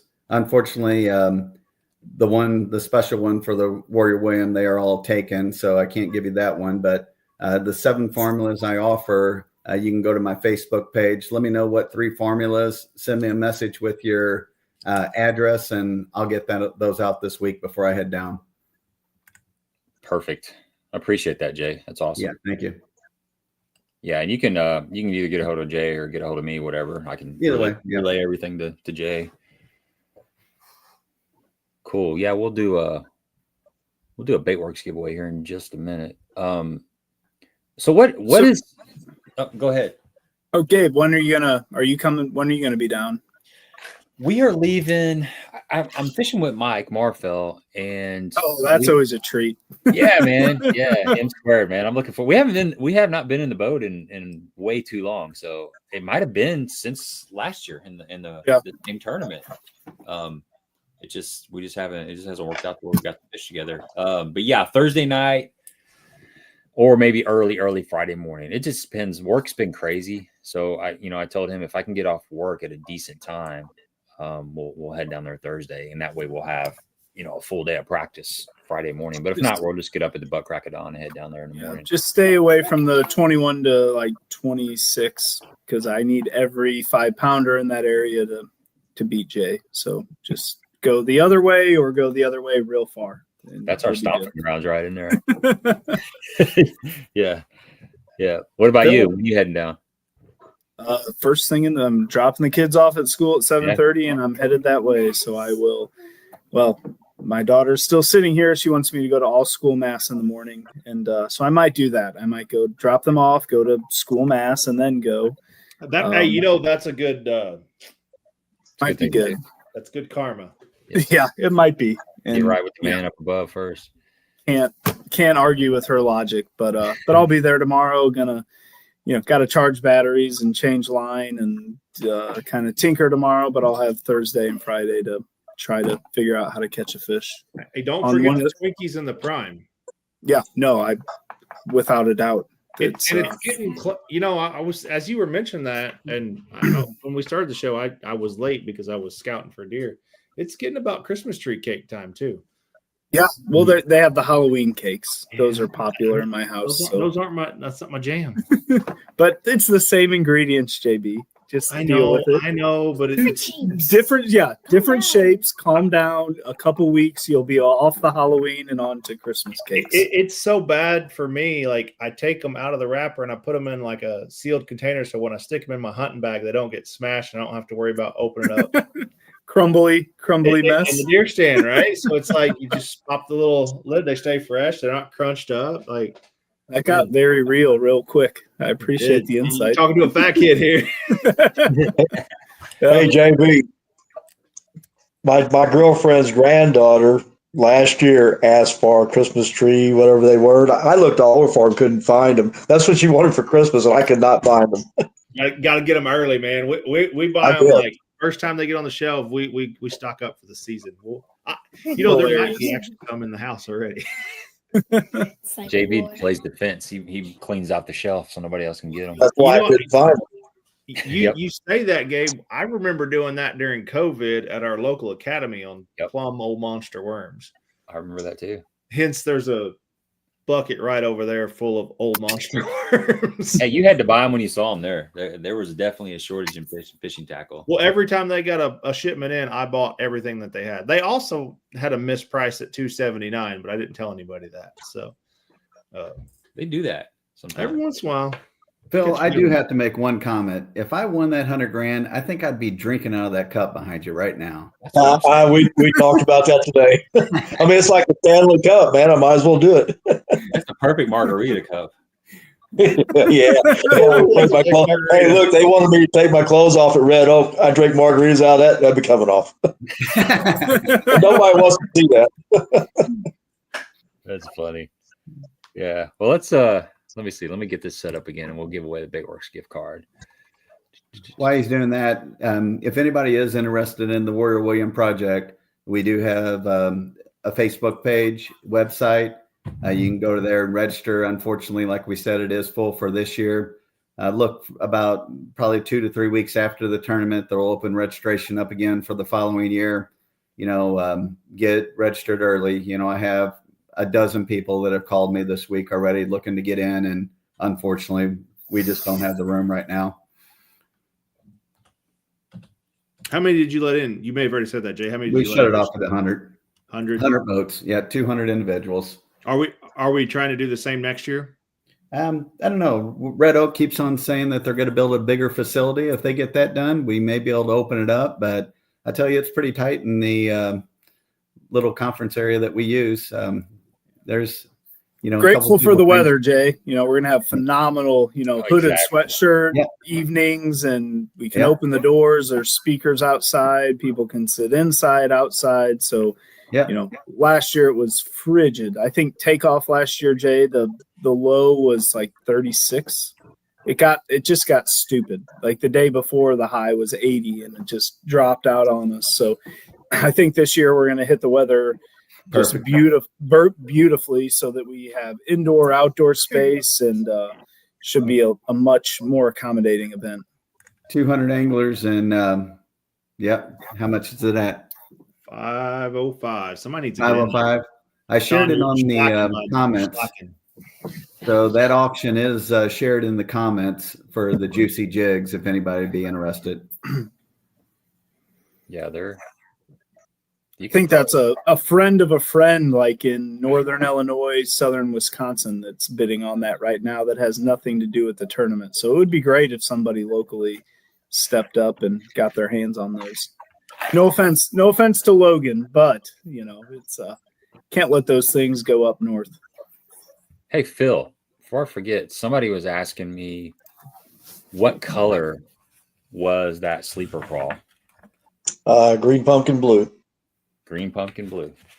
The only color I didn't order, I think. Too late. I got a blue Sharpie. Yeah, Sharpie, exactly. I don't think it made a difference because I broke that one off and I caught fish on another color, so it really didn't make a difference. Gotcha. Hey, I know that it's the registration's closed. We're getting ready to open for next year, but is there a way for folks that can't make it down that can donate to this great cause? Most definitely. Yep, I'll share a link. Perfect. All right, let's give away a $25 Baitworks gift card. Let me get this shared here real quick.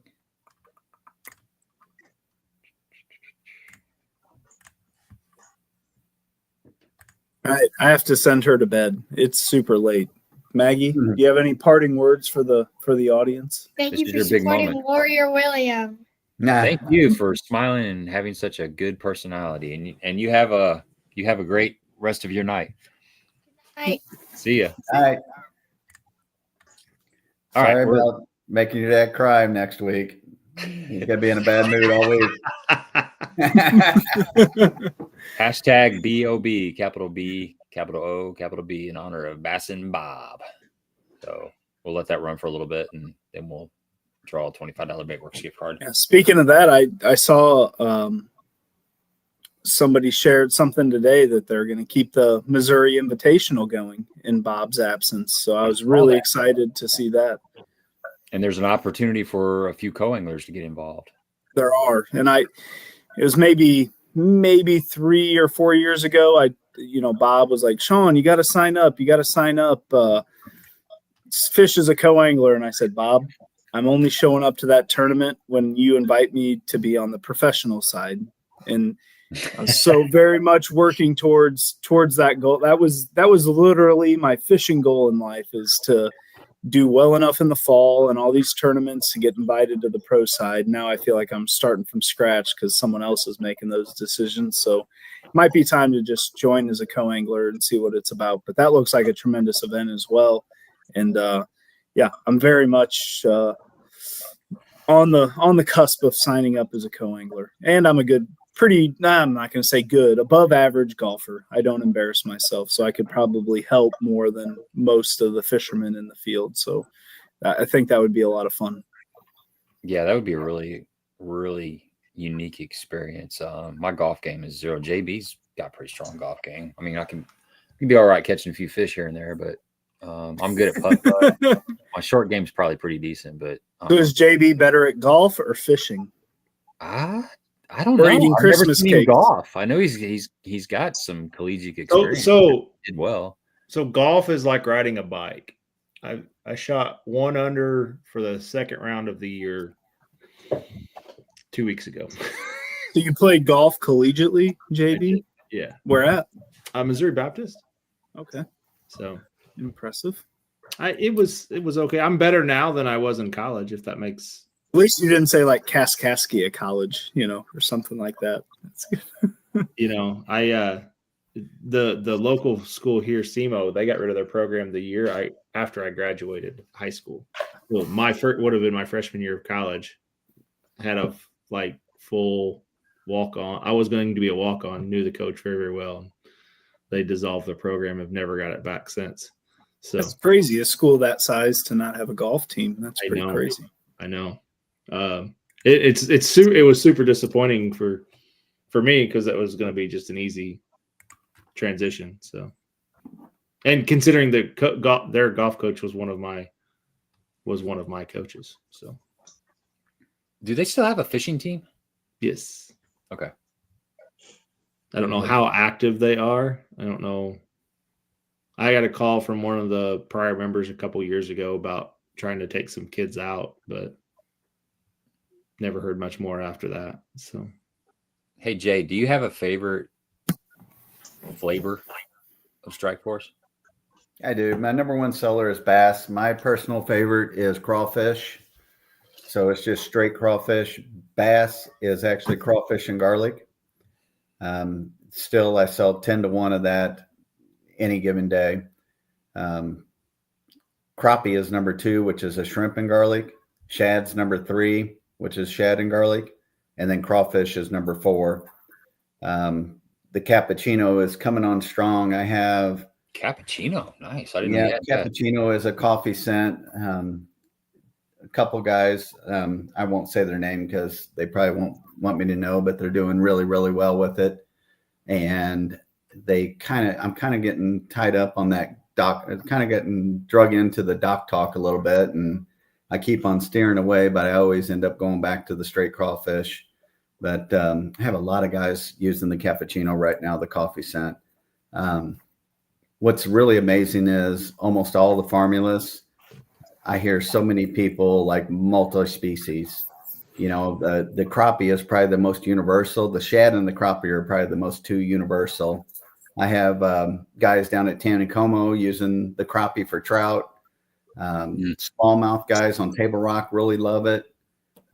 Bass guys, I think because of that shrimp in it, a lot of the bass guys are using it as a little sneaky option. So that's been really interesting. But, owning the business, I'm coming up on a year already. And just hearing a lot of the scents that people have used in the past, from WD-40 to, vanilla extract to all kinds of stuff. So, it's interesting. I love messing with it. It started as a little hobby, and man, it's really gone crazy. I mean, that's what I'm doing tonight, sitting in the hotel room. I'm been putting labels on for sample bottles. So it's God love whoever's yep. going to stay in that hotel room after you. That chat. I was going to say, no. How does your kitchen smell, Jay? Is your kitchen that's Shad's kitchen. I do everything outside from day one. My wife has not let me come anywhere close to the inside of my house. So our garage smells like an Italian factory with all the garlic in it. So, she's one time after I did a big pour, I can pour about 1,000 bottles a night. And one night after I did a big pour, I pulled her car back in, and she had to smell crawfish and garlic all the way to work. And I heard about it. So you should have fired up the recirculation air conditioner for about 10 minutes or just to make sure she knew what was going on.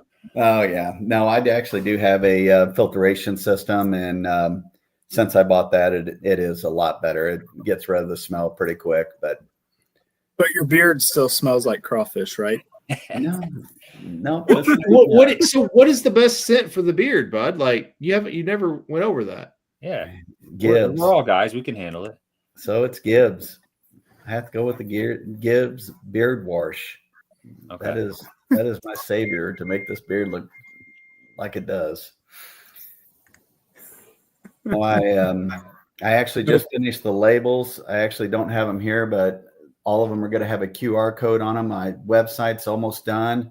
The new labels actually have the UPCs on them, so I don't have to put additional stickers on them. I've shipped to 17 states so far, so I just had a big order last night go to Mark's Outdoor Tackle in Burlingame, Alabama. So that's the second time they've ordered. Ozark Bait and Tackle at Lake of the Ozarks. They've ordered several times. Fitz's has ordered several times. So it's been awesome. Of course, Bait Cave, they're actually infusing it in their plastics. So that's been really good.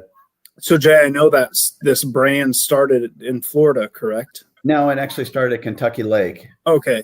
For some reason I thought it was Florida. So is there a following from where it originated that you're still super surprised about that? The guy was really, really quiet about it. And, he just had his circle of friends. And, once it was sold, it sat idle before he sold it for about 9 months.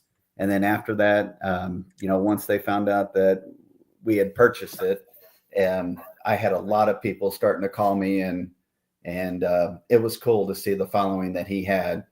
And, with the way that I rebranded it, put it back in the aluminum bottles, changed all the labels to do a color code label system.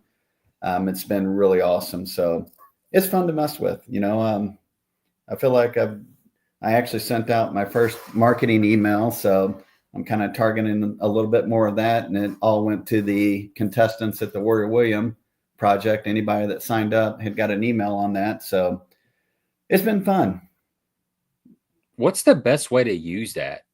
So what I like to do is before I actually go on a fishing trip, especially if I'm spraying it in plastics, like right now I'm throwing a lot of mag trick worm type worms. Right. So I'll pre-spray the bags prior. And that way, once I get it sprayed into the bag, I rub them together, close up the bag. Once you get out there, you're ready to go. And then I'll randomly reapply it directly to the bait. And of course, when I first bought the company, I actually went to Goose Creek, a little lake south of us. And I actually took the shad formula down with me with the jerk bait. And when I came home, my wife said, "How'd it go? What do you think about it?" And, I was trying to build my confidence in it. And I caught a ton of fish that day. And I was spraying the shad on a jerkbait, the shad formula, which is shad and garlic. I was spraying that on a jerkbait, and I caught a lot of fish that day. It was really awesome. But I told her that I'm glad I owned the company because I went through a lot of shad that day. So, it really doesn't really take that much. I was probably overdoing it that day with how much I was putting on it, but it seemed to be working, and I got a ton of bites on it. One thing I did notice, like my wife and I fish Kincaid a lot. We have our camper over there, which is in Southern Illinois. It's a grass lake, and we've been using the bass formula over there quite a bit. And the scary thing is I've had to do a lot of surgery on fish this year because they are really eating it. Mm-hmm. So, I've done a lot of surgery on fish, and they all live, but we had some pretty good nights over there on the Friday night tournaments. We've had some really good luck. So it's been awesome. All around, I would say the crawfish is my number one and my favorites, and bass is probably number two. And then when minnow season came around there in the winter, I was experimenting a lot with the shad formula on minnows, and then also just trying to redevelop the gel that he had. He had a gel formula that was available in the shad and the crappie formula. But right now I have a powder formula and a crawfish and a shad formula. And I've been messing with those a little bit, just trying to get that on the market. But I don't know how long. Powder like the Japanese stuff that those guys are using? Yeah. Yep. It's a whole entire process. Taco goes through a whole entire process where he'll actually saturate his baits for over a year. Then once he saturates them for over a year, he'll take them out of the oil and he'll actually batter them in a powder. And, the oil is actually stuck in the bait, infused into the bait. And then once he puts the powder onto it, it diffuses into the water, and it just a whole entire system. And, it's all about confidence. If you have confidence in something, Phil, you had confidence in that craw going out this weekend, and that's what you was going to throw, and you probably threw it 90% of the time this weekend, and that's what you had confidence in. So, you guys know more than anybody, that's what fishing's all about, having confidence in something. And if you have confidence in something, it's going to help your fishing positivity much, much greater.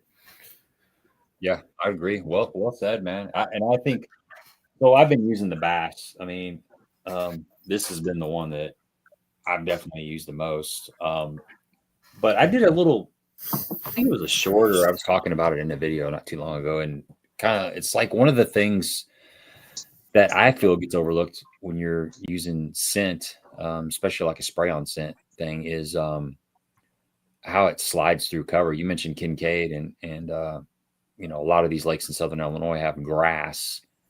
And if you slick up that bait with that scent, it really seems to come through the grass a little bit better. And then another thing, Phil and I were talking about this, or actually me and Jay were talking about this. I think a lot of times the reason you lose fish is because they're biting down so hard on that bait that you set the hook and you don't actually move the bait. You move the fish a lot of times. So you got the fish and he comes up and jumps, and then your jig comes out of the fish's mouth, or your soft plastic Texas rig, whatever, comes out of the fish's mouth. I feel like a lot of times it's because that fish is just clamped down on it. So I would have to think that, spraying your bait with the Strike Force or some sort of scent, something that like slicks it up, is not only going to help with the bait coming through cover, but it's going to help, sliding through that fish's mouth. Maybe you get a better hook set. So if a lot of people are like, I don't know if scent works. I'm on the fence about it. Well, either way, you're still going to get a benefit of, I know for sure it helps when it slides through the grass, and I gotta believe that it's going to, help stick that fish in the roof of his mouth. It just makes sense. It's just general physics.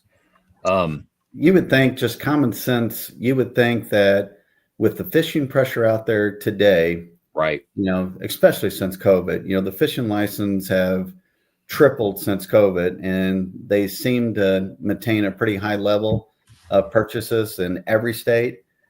Just the pressure that these lakes have on it. I mean, they have to get used to the smell of gas, the smell of human odor. So not only is it a fish attractant, it's also a great cover scent. And, I think that's a lot of things that we overlook. It's definitely not going to hurt you going out fishing and using a scent. I mean, anything to your advantage, something like that is definitely going to help to your advantage. Yeah, So I would agree, man. That's a huge part that people overlook too, I think. It's better than fox urine. Yeah. Yeah, or deer piss. Well, let's Howard jumped on here. Alan, sorry about that, man. It was good hanging out with you. Great story, and appreciate you taking some time out of your evening. I'm kind of bummed that you weren't able to get back on here, but sometimes that kind of stuff happens, just technical difficulties. Let's give away the $25 Baitworks gift card. Hey, while you're doing that, I want to do a shout out to my daughter. She is on here. She doesn't fish. Actually, both of them, one from Wisconsin, one from Chicago area. They don't fish and they're sticking with it. Sweet. Champion Boats Community. It's been a while since he was on here or won. So when's their birthday, Phil? Do you know? Yeah, I had to write it down because they were born August 8th and August 14th. I could never keep it straight. Darn, they just missed it. They just missed it. So did my son. His was September 28th. I got past that, but Christmas is coming. Yeah. Let's see. Yeah, get a hold of me on Facebook or Instagram, and we'll get you taken care of. Let's see here. Cool. I actually like that. It seems like it's bigger. So anything else you want to talk about before we wrap this sucker up? Yeah, I'd say don't order any crawls yet from Baitworks. I am in Springfield, so I may have to make a trip by there in the morning. So wait until afternoon to order them tomorrow. I took 6 away from them, so they still had a few more online. I'm gonna be throwing them, playing around with them. It's hard to beat a jig, though. I'm a big fan of throwing a jig around. They'll have to work pretty quick for me, Phil. Yeah. Yeah, we'll do that. If they don't, that'd be just more fish for me. That's all right. So I fished in front of you before, and you beat the hell out of me, so I'm not worried. I like Phil's perspective. I got to meet you someday, Phil. That's phenomenal. More fish for him. He's retired. He usually has a seat in the back of his boat for you. Phil, do you have a place at Lake of the Ozarks? No, a friend of mine turned me on to actually him and his sister both have houses down there, and they looked at this beautiful little face of mine and said, anytime you want to stay at our house, just come on down. So I got 2 places to stay down there, and it's great. Thanks out to Chuck Becker and Susie and Verna Becker and DeGear, and it's nice. Once you get your foot in the door, everyone loves to have visitors at their lake place, so it becomes pretty easy. That's good for you. Yeah. So what's next, Phil? Wapapella circuit? What are you going to do? I don't know. I haven't really thought about it. I really haven't fished much this year. My boat seems like it's in the shop about most of the summer. So right now the plan is Florida for a month in February. Cool. Yeah. If that's not the best advertisement for the Big Bass Bash, I haven't fished much this year, and I just won $100,000. Like, we need to. Gabe, you need to sell that clip to anglers in action, because that's the best part about it. I haven't fished much this year, but I just won $100,000. Yeah, good job, Phil. That's what that tournament is all about. We've had it is. Big Al's been on here a couple times, and it's one of those tournaments where anybody can win. It just takes one cast. There's not a bunch of professionals in it, and like Phil said, man, just don't have to fish all the time. You just got to show up. I really didn't. I really didn't think about it, but they say that a blind squirrel always finds a nut. And while I was fishing, just a little bit down from where I was fishing, there was a squirrel on a John boat running around the dock. So there you go. We were talking about that today. Looking at the list of the people that cash checks, it was absolutely insane. All the people that I did not know. I mean, there was a lot of people I did not know. I mean, very few people that I knew actually got checks. So it's just crazy the amount of people that fish that. There was one guy that got, I think, 8 checks. Oh, wow. Yeah. Somebody in the comments earlier said you need to find out what that guy was throwing. It's pretty dialed in. So, of course, Phil, you guys got 3. That's pretty impressive. Yeah, we was in the right spot. And just, when you're in the right spot and they're biting, it's not that hard. There's really only one that mattered with Phil, though. Yeah. I'm sitting behind him. Even though the 2 4-pounders, almost 5s, we decided we'd take them in. You don't Those don't add up nearly as quickly. No. You're in J territory, breaking even for the weekend with those. That's tough. Cool. Well, guys, I've Yeah. enjoyed it. A lot of good conversations. Looking forward to seeing Jay and Sean here in a couple days. And it's always fun. Phil, congratulations, brother. I'm you. super happy for you. It couldn't happen to a better person. And like I said, when we started out, when I got the phone call from you, I was kind of shocked. And then seeing that picture of somebody holding that $100,000 check and that big old giant bass, and knowing the guy that's in that picture is pretty cool, man. So I'm super happy for you. Yeah, congrats, Phil. Yeah, shout out to all the people that ran the tournament. It was it's a well-run tournament, and everybody was more than kind and gracious, and I enjoyed every minute of it. Yeah. Just real quick, Phil, if you could give me a call after this, my cat's not feeling real good. I could use some money for the vet. So if you could, spare a few bucks to get my cat Snickers up to par, that would be great. I'd appreciate it. I'll take care of Snickers. They start coming out of the woodwork. They just start coming You're not supposed to say stuff like that. You're on video. I'm kidding. All right, folks, we're going to wrap it up. I will say one more thing real quick. Yeah, American Bass Fishing Alliance. Gabe, I know you was a part of it last year, unfortunately, or not unfortunately, but fortunately, I took my grandkids to Disney and I wasn't able to attend. But we are hosting that again. If there's any high school anglers that are watching this, or indie vendors that want to be involved with it, it's the American Bass Fishing Alliance. It's for high school anglers. We actually have 5 guest speakers with a vendor hall. It happens the first weekend of December at Vienna High School. And it's a really cool event. Gabe, you had some great videos on it last year. We have some awesome guest speakers. Texas Roadhouse actually provides lunch for all the anglers. Tons of giveaways on that one also. But any high school teams, go to our Facebook page, American Bass Fishing Alliance, look at the dates, and if any vendors are interested, reach out to me and I'll get you on the vendor list. So thanks, everybody. Yeah, that's a really cool event. I actually had that written down here. We're going to have Pat and Rod on as it gets closer to kind of break it all down. And Jay, you're invited as well. It's such a great experience having it. So it's a class. We'll jump off here. We don't want to go down the rabbit hole, but we will get into that here in another month or so. But it's a classroom environment where you have guest speakers in a classroom and it rotates. So small classroom, like 20 kids come in there. We had Drew Gill was there last year, so you walk in the classroom, there's a guest speaker, and it's somebody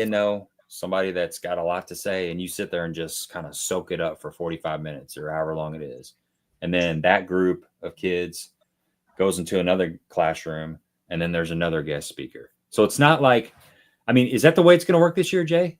Yes. Yeah. Okay. So it's not like most of the times when you go to a seminar, you're in a big room with several hundred people and there's a guest on the stage. This is more intimate. It's more one-on-one, and you're able to ask questions. Lots of great questions are asked, and I did shoot some video, and I'm involved with them again this year. So I will be up there doing the content creation side of things. So there'll be a lot of, I plan on shooting video on each one of the seminars. So that's something to look forward to. But yeah, if you're a high school fisherman or a coach or a parent of somebody that's in the high school fishing scene, definitely ABFA, check it out. They got a Facebook page. It's well worth your time, and it's ran really, really well. And a lot of great giveaways too. Everybody gets a big grab bag, and there's a lot of raffles and giveaways, and it's a really good time. I was real impressed with it last year, and I can't. We'll have 5 guest speakers and the vendor hall. So the kids will be broken up into 6 groups And each group will rotate through 5 guest speakers and the vendor hall every 45 minutes. So it's a full day of activities, but well worth it. Trey McKinney was there last year, Brock Bila, Drew Gill, a lot of big names. And we have not the same lineup this year, but we have a lot of good anglers this year too, recognized anglers that are going to be attending. So it's awesome. Yeah, Jay, the last Toyota series I fished, I beat Drew Gill by 1 spot. He was 1 spot behind me. So if you need me to present this year, should be readily available. You're pretty much professional now. He was, I heard he was at Osage Beach Hospital for 3 days before that. That doesn't count. That doesn't count. Yeah, why did you bring that up, Jay? You can't take off and leave. You can't take off and leave your sick cat. You better just take care of the cat. Yeah, that's true. Maybe I'm going to be busy. I don't know how my cat's going to be doing that weekend, so I better back out. I'll be okay. You guys need any volunteers? James is asking. I don't know, James. I'll keep your name handy, and if we do, I'll reach out to you. Are you on social media, I assume? Yeah. Send me a message, Jay Beffa or Strike Force Fishing, and we actually have a meeting next week. So if we do, I'll be more than happy to throw you in there. You don't know what you're getting into, but. All right, that's a wrap, guys. Sean, anything else before we? No, just warriorwilliam.com and. Look forward to next year and appreciate anyone who's watching who will be there this year. Gabe, I have a note. IPAs will be there for you. I think Billy's on top of it. Look forward to seeing you in a couple days and all the fun that we're about to have this weekend. So thank you very much for having us and thank you for supporting our mission. And we're ready to go. Phil, that trophy's getting cold. Get him under the blankets. Right. I know you slept with that trophy last night, Phil. Get him under the blankets. He's cold. Did you put the seatbelt on that thing on the way home? Do what? Did you put the seatbelt on that thing on the way home? No, Alan threw it behind the seat, and that was it. I carried that thing around for like 20 minutes, and he grabs a hold. He goes, "Damn, this thing's heavy." I'm like, "Yeah, I've been carrying it for like 20 minutes back and forth around here. Yeah, it's a little heavy." Gabe, did you put the trophy on your co-angler championship and when you were driving back home? I did, actually. Yeah, I can't argue with that. I would do the same. I don't care if it's a $200 prize, fishing against 4 buddies. Like the trophy gets the seatbelt in the front seat. It's symbolic. Yeah, that's awesome. The cash spins, but the hardware lasts forever. So you're saying Shad's going to ride in the back seat on the way home this week?